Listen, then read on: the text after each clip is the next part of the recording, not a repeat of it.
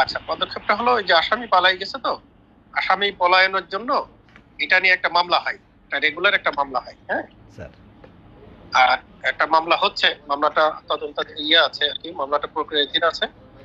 আর ওই আসামি ধরার জন্য আমাদের পুরো জেলা পুলিশ সবাই কাজ করছে আর কি, 20-25টা টিম কাজ করছে। আশা করি আমরা রাতের মধ্যে ধরে ফেলবো। হ্যাঁ।